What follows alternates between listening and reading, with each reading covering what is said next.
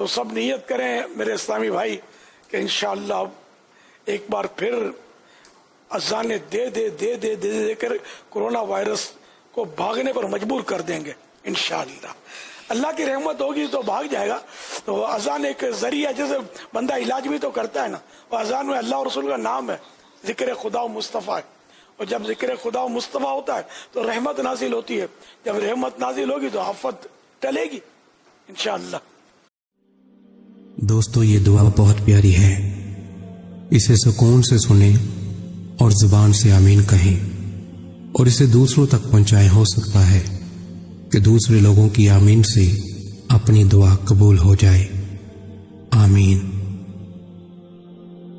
ऐ अल्लाह रब्बुल इज़्ज़त, ऐ सारी कायनात के शहंशाह, ऐ सारी मखलूक के पालने वाले, ऐ जिंदगी मौत का फैसला करने वाले, ऐ आसमानों और जमीनों के मालिक, ऐ पहाड़ों और समंदरों के मालिक, ऐ इंसानों और जिन्नातों के माबूद, ऐ अर्श आज़म के मालिक, ऐ फरिश्तों के माबूद, ऐ इज्जत और जिल्लत के मालिक, ऐ बीमारों को शिफा देने वाले, ऐ बादशाहों के बादशाह, ऐ अल्लाह, हम तेरे गुनाहगार बंदे हैं, तेरे खताकार बंदे हैं। हमारे गुनाहों को माफ फरमा, हमारी खताओं को माफ फरमा। ऐ अल्लाह, हम अपने अगले पिछले सगीरा कबीरा सभी गुनाहों, खताओं और नाफरमानियों की माफी मांगते हैं। ऐ अल्लाह रब्बुल इज़्ज़त, हम अपने गुनाहों से तौबा करते हैं, हमारी तौबा कबूल फरमा। ऐ अल्लाह, हम गुनाहगार हैं, सियाहकार हैं, बदकार हैं, तेरे अहकाम के नाफरमान हैं, नाशुक्रे हैं, लेकिन मेरे माबूद, तेरे नाम लेवा बंदे हैं, तेरी तौहीद की गवाही देते हैं। तेरे सिवा कोई इबादत के लायक नहीं, तेरे सिवा कोई बंदगी के लायक नहीं, तेरे सिवा कोई तारीफ के लायक नहीं। हमारे माबूद, हमारे गुनाह तेरी रहमत से बड़े नहीं हैं। तू अपनी रहमत से हमारे गुनाह माफ कर दे, माफ कर दे, माफ कर दे। ऐ अल्लाह पाक, हमें गुमराही के रास्ते से हटाकर सिरातल मुस्तकीम के रास्ते पे चलने वाला बना दे। ऐ अल्लाह, ऐसी नमाज पढ़ने की तौफीक अता कर जिस नमाज पे तू राजी हो जाए। जिंदगी में ऐसे नेक अमाल करने की तौफीक अता कर जिन अमालों से तू राजी हो जाए। हमें ऐसी जिंदगी गुजारने की तौफीक अता कर जिस जिंदगी से तू राजी हो जाए। ईमान पे जिंदा रख और ईमान पे ही मौत अता कर। ऐ अल्लाह, हमें तेरे अहकाम की फर्मा बरदारी करने वाला बना और तेरे प्यारे हबीब जनाब मोहम्मद सल्लल्लाहु अलैहि वसल्लम के नेक और पकीज़ा अदाब को अपनाने वाला बना दे। ऐ अल्लाह, हमारी परेशानियों को दूर कर दे। ऐ अल्लाह, जो बीमार हैं उन्हें शिफाए कामिला आजिला नाफिया अता फरमा। ऐ अल्लाह, जो कर्ज के बोझ तले दबे हुए हैं उनका कर्ज जल्द से जल्द अदा करवा दे।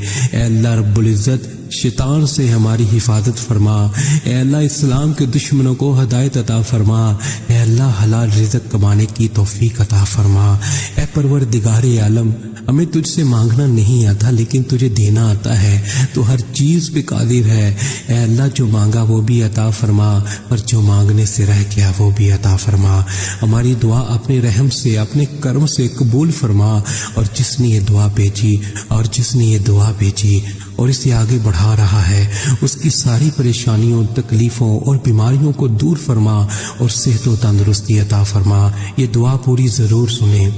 ऐ मेरे परवरदिगार, अपने प्यारे हबीब हजरत मोहम्मद सल्लल्लाहु अलैहि वसल्लम के सदके पूरी दुनिया में जितने लोग वफात पा चुके हैं उनकी मग़फ़िरत फरमा, उन्हें कब्र के अज़ाब से बचा। जो बीमार हैं, ये परेशान हैं, तो उनको अपने कर्म से माफ़ फरमा और उनकी बीमारी और परेशानियों को दूर फरमा। ऐ मेरे अल्लाह, ऐ प्यारे हबीब सल्लल्लाहु अलैहि वसल्लम के सदके जिसने मुझे ये दुआ भेजी, उसके तमाम गुनाहों को माफ़ फरमा और हर काम में कामयाबी अता फरमा और उसका नसीब खोल दे मेरे अल्लाह। या रब्बुल आलमीन, पूरी दुनिया में कोरोना वायरस से दुनिया परेशान है। मौला, तेरे गुनाहगार, सियाहकार, खताकार बंदे मौला तुझे पुकार रहे हैं। मौला, तू ही है, तू ही है, मौला तू ही है। तू बड़ा कारसाज है, तू बड़ा कारसाज है। मौला, तुझे तेरे हबीब का वास्ता। मौला, तमाम उम्मत मुसलमा को मौला इस मूजी बीमारी से महफूज फरमा। मौला, जो इस बीमारी में مبتلا ہیں مولا ان کو شفائے کاملہ عاجلہ نافعہ عطا فرما یا رب العالمین۔ جس بیماری کی وجہ سے دنیا فانی سے رخصت ہو چکے ہیں مولا ان مسلمانوں کی مغفرت فرما، مولا ان کے درجات بلند فرما، مولا ان کے صغیرہ کبیرہ تمام گناہ معاف فرما کے مولا ان کو بخش دے، مولا ان کی قبر کو جنت کے باغوں میں سے پاک بنا، آمین یا رب العالمین۔ پیارے دوستو، اپنے لیے ضرور دعا کروائیں، نہ جانے کس کی زبان سے آپ کی تقدیر کھل جائے۔ آج کے دن اگر یہ دعا آگے شیئر نہ کر سکے تو پلیز واپس مجھے ہی بھیج دیجئے۔ جزاک اللہ خیرہ۔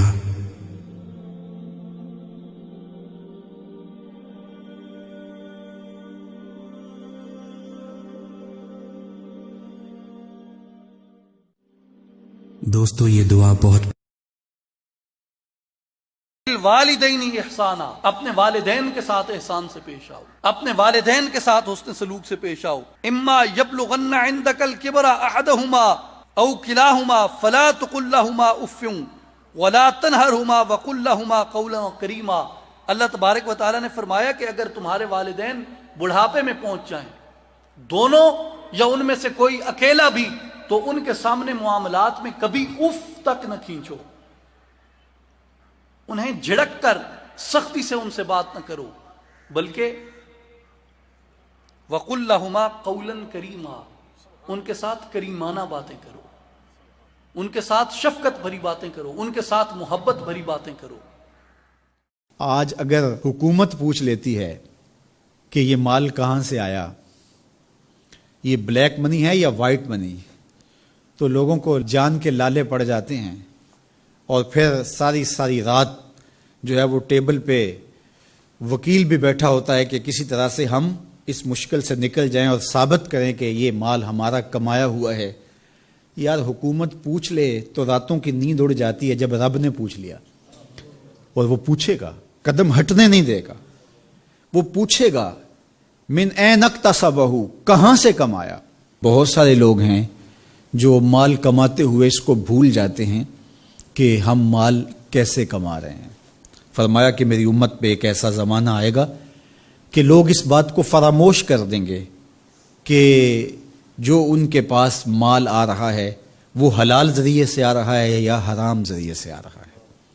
مال کی محبت اس قدر غالب ہو جائے گی کہ حلت اور حرمت اٹھ جائے گی، اور جب کوئی شخص اس مقام پہ پہنچ جاتا ہے، طمع اس قدر بڑھ جائے، پھر سمجھو کہ اس نے قیامت کے دن اللہ کے حضور سخت شرمندگی کا اہتمام کر لیا ہے، سخت رسوا ہوگا اس نے۔ تو ہر صورت کے اندر وہ ذرائع اختیار ہمیں کرنے ہوں گے جو حلال ہیں۔ علماء نے لکھا ہے کہ اگر رزق پاک نہیں ہے تو نیک لوگوں کی دعاؤں سے بھی حصہ نکال دیا جاتا ہے، یعنی ایک تو اس کی اپنی دعا قبول نہیں ہوگی، دوسرا نیک لوگ جو دعائیں مانگتے ہیں، اللہ پوری امت پہ رحم کر، پوری امت کی خیر فرما، تو اس شخص کا حصہ نیک صالحین لوگوں کی دعاؤں سے نکال دیا جاتا ہے۔ تو قیامت کے دن اللہ اپنے حضور سے بندوں کے قدم ہٹنے نہیں دے گا جب تک یہ سوال نہیں پوچھ لے گا کہ تم نے رزق کمایا کہاں سے۔ اور پھر دوسرا سوال ہوگا کہ وفیما انفقہ، اس کو خرچ کہاں کیا۔ عمومی طور پہ ہم اس پہ تو زور دے دیتے ہیں کہ مال حلال ذریعے سے کمانا چاہیے، کسی سے زیادتی نہیں کرنی چاہیے، جھوٹی قسم سے مال نہیں کمانا چاہیے، کسی کو دھوکہ دے کے مال نہیں کمانا چاہیے، مال کمانے کے ذرائع اچھے ہونے چاہیے، یہ اس پر تو ہم توجہ دیتے ہیں۔ لیکن سوال یہ بھی ہوگا کہ صرف یہ مسئلہ نہیں ہے کہ تم نے کمایا کیسے، یہ بھی مسئلہ ہے کہ تم نے مال کو خرچ کہاں کیا، مصرف کیا تھے اس کے، فضول خرچی میں، اسراف میں تو وہ مال حلال کی کمائی تم نے ضائع تو نہیں کر دی۔ ہمارے مالک نے تو ہمیں جو مال ہے اس کو بے وقوف لوگوں کے ہاتھوں میں دینے سے منع کیا ہے۔ بچے ہیں جو مال کے مصرف کو نہیں جانتے، اس طرح گھر کی وہ خواتین جو مال کے مصرف کو اچھی طرح نہیں سمجھتی اور فضول خرچی کرتی ہیں، تو شوہر کی ذمہ داری ہے کہ وہ اخراجات کنٹرول کرے۔ یہ اس آیت کریمہ کی شرح کے اندر علماء نے لکھا کہ بے وقوفوں کو مال نہ دو، چونکہ وہ اگر غلط جگہ پہ خرچ کریں گے جہاں خرچ نہیں کرنا چاہیے تھا تو اس کا حساب آپ کو دینا پڑے گا. تو مال کو خود بھی ایسی جگہ پہ خرچ نہ کریں اور مال کا امین ان کو نہ بنائیں جو ایسی جگہ پہ خرچ کریں جو اس کا مصرف نہیں ہے. تو جو مال فضول خرچی میں اڑا دے تو اس سے بھی پوچھا جائے گا, اور جو حرام میں لگائے, سراسر حرام میں لگائے, اس مال سے عیش و عشرت کرے, اس مال سے رشوت دے کے کسی کا حق چھینے, اس مال سے کسی پر ظلم کروائے, کسی پر زیادتی کروائے, تو کیا اس کو حساب نہیں دینا پڑے گا؟ تو ایک ایک پائی کا حساب دینا پڑے گا. آج سے 30 سال پہلے لوگوں کے پاس ایک یا دو جوڑے لباس کے ہوا کرتے تھے. شادی کے اوپر لوگ کسی سے جوتے مانگ کے لے کے جایا کرتے تھے, یار تیرے جوتے اچھے ہیں, میں نے شادی پہ جانا ہے. امیر بھی ایسا کرتے تھے, غریب بھی ایسا کرتے تھے. میرا ایک دوست مذاق سے کہتا ہے, پہلے جب کسی سے پوچھتے ہوتے تھے کیا حال ہے, وہ کہتا تھا شکر ہے. آج پوچھتے تو کہتا ہے شوگر ہے. تو بالکل حالات بدل گئے اور ناشکری پیدا ہو گئی ہے, برکت اٹھ گئی ہے, اللہ کی ناراضگی ہو گئی ہے. یہ ناراضگی کیسے ہوتی ہے؟ جب ہم اس کے حکموں کو توڑتے ہیں تو پھر وہ ہماری پرواہ کرنا چھوڑ دیتا ہے. پھر صحرا میں پڑے ہوئے خشک پتے کی طرح ہوائیں چاہے ادھر اڑائیں چاہے ادھر اڑائیں, اللہ کو کوئی غرض نہیں ہوتی, وہ جدھر مزید دھکے کھاتا پھرے. اور اگر کوئی اس کا ہو جائے پھر وہ اللہ کے ذمے ہوتا ہے, اللہ پھر اس کی حفاظت کرتا ہے. کوئی میلی آنکھ سے دیکھ کے جائے کہاں, کہ کسی میں ہمت کیسے ہو.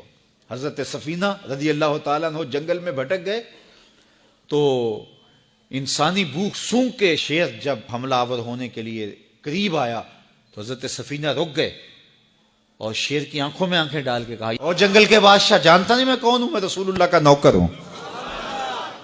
اللہ اکبر. صاحب مشکات لکھتے ہیں کہ اس شیر نے دم ہلانا شروع کر دیا, گویا زبان حال سے کہہ رہا تھا تو رسول اللہ کا نوکر ہے تو پھر میں تیرا نوکر ہوں. اللہ اکبر. تو ہم جب ان کے نہ رہے تو پھر زمانہ ہمارا نہ رہا. تو یہ نتیجہ ہے گناہوں کا. اللہ اکبر. تو ہم اپنے کاروبار کو جب صاف ستھرا رکھیں گے, پاکیزہ رکھیں گے, تو طمانینت ملے گی, سکون ملے گا, قرار ملے گا. اللہ کے محبوب علیہ السلام کے ایک صحابی گھوڑا فروخت کر رہے ہیں تو ایک صحابی اور آئے تو انہوں نے کہا کہ یہ گھوڑا بیچتے ہو؟ کہا ہاں بیچتا ہوں. کتنے کا؟ کہا 500 درہم کا. تو عرب گھوڑے کے اوپر سواری کر کے چیک کرتے تھے, دیکھتے تھے, ٹرائی لیتے تھے. تو گھوڑے کے اوپر جب ٹرائی لی نا تو واپس آ کے کہا کہ اس کا 600 درہم لوگے؟ اس نے کہا میں تو 500 میں بیچنے آیا ہوں, تو تم 600 دیتے ہو تو بسم اللہ. تو پھر وہ کہنے لگے اچھا 700 لوگے؟ انہوں نے کہا کہ مجھے اور کیا چاہیے. تو کہا نہیں یہ گھوڑا تمہارا تو 800 کا ہے. وہ کہنے لگے ہاں میرا گھوڑا 800 کا ہے. تو کہا پھر 500 کا کیوں بیچ رہے ہو؟